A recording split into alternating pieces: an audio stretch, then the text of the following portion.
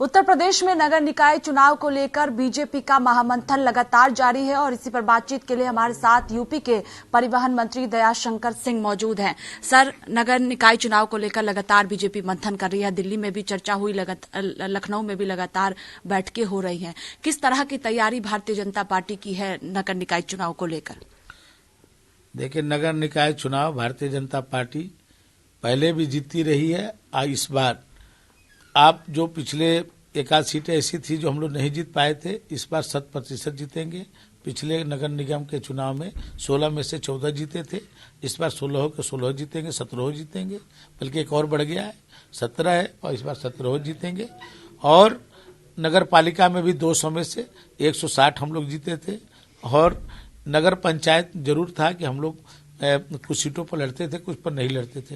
इस बार 100% नगर पंचायत भी लड़ेंगे, वार्ड भी लड़ेंगे और 100% जीतेंगे। नगर निकाय चुनाव से पहले पसमानदा सम्मेलन बीजेपी करने जा रही है। माना जाए कि जातियों को साधने की कोशिश 2024 से पहले भी।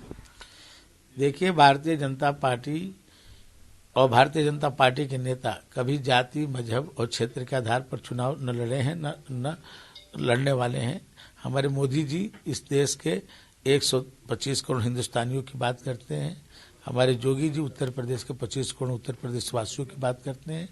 तो हम लोग अपने काम के बल पर, जो मोदी जी और जोगी जी ने काम किया है, उसके बल पर हम लोग लड़ेंगे और हम 100% चुनाव जीतेंगे। लेकिन पसमानदा सम्मेलन को लेकर विपक्षी पार्टियों का कहना है कि बीजेपी 2024 को देख रही है कि किस तरह से मुसलमानों का वोट भारतीय जनता पार्टी को मिल सके। इसी वजह से जो है, इससे पहले भी पसमानदा सम्मेलन बीजेपी ने उत्तर प्रदेश में किया, अलग अलग जगहों पर। अब नगर निकाय चुनाव से पहले भी आप लोग करने जा रहे हैं। देखिए, हम लोग जो है समाज के हर वर्ग में अपने हमारे कैडर हैं, हमारे संगठन हैं, उसके आधार पर हम लोग काम करते रहते हैं, सम्मेलन कराते रहते हैं।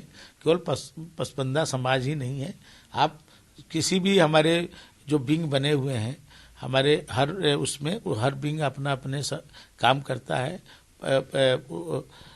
अल्पसंख्यक हमारे यहाँ मोर्चा है, उसके एक अलग यूनिट है, वो अपना काम करती है। और बाकी भी अपने और भी मोर्चे हैं, महिला मोर्चा महिलाओं के बीच में, युवा मोर्चा युवाओं के बीच में, किसान मोर्चा किसानों के बीच में, मैं शिक्षक प्रकोष्ठ शिक्षकों के, हमारे श्रम प्रकोष्ठ श्रमिकों के, सभी उसी तरह से एक पसमानदा समाज के भी एक अपना हमारे कार्यकर्ता हैं, उसका वो अपना सम्मेलन करते हैं। और हम लोग अपने काम के बल पर, हमारे मोदी जी की कोई योजना बताइए कि कोई जाति और मजहब के आधार पर होती है? हमारे जोगी जी की कोई योजना जाति और मजहब और क्षेत्र पर है? भाई, जो वो गरीबी को देखते हैं कि किस व्यक्ति को क्या आवश्यकताएं हैं।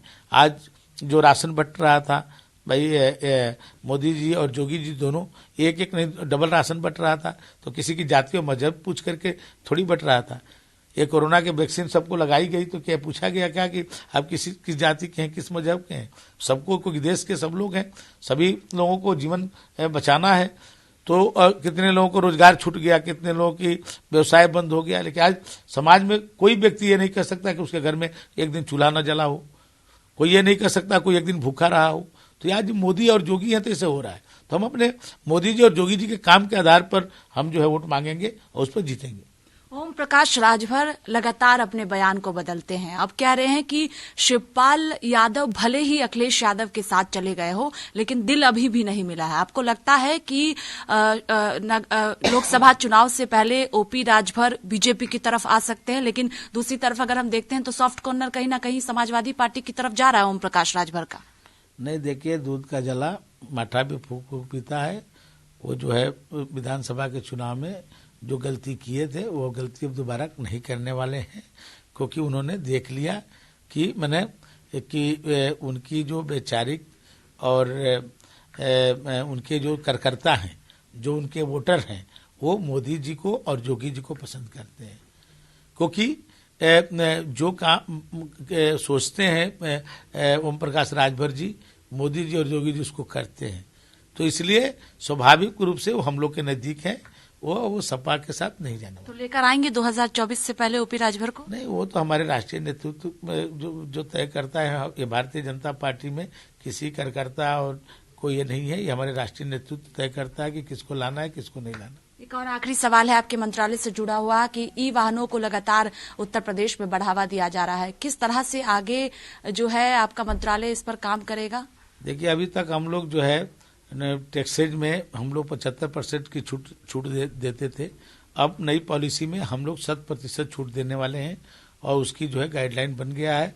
और NIC जब हम लोग को सॉफ्टवेयर बना के देगा तो माननीय जोगी जी ने हमारे उत्तर प्रदेश को एक टोकन अमाउंट अपने अनुपूरक बजट में 100 करोड़ रुपया इसके लिए इलेक्ट्रिक व्हीकल को बढ़ावा देने के लिए दिया है। तो अब हम लोग उनको टैक्सेज में 100% छूट देने। बहुत शुक्रिया बातचीत के लिए। देखिए, साफ तौर पर कहना है कि नगर निकाय चुनाव हो या लोकसभा चुनाव हो, भारतीय जनता पार्टी की जीत होगी, चूंकि उत्तर प्रदेश सरकार ने काम किया है। दूसरी तरफ प्रधानमंत्री नरेंद्र मोदी लगातार जनता के हित के लिए काम कर रहे हैं। कैमरा पर्सन रोहित के साथ स्वाति पाठक, भारत समाचार, दिल्ली।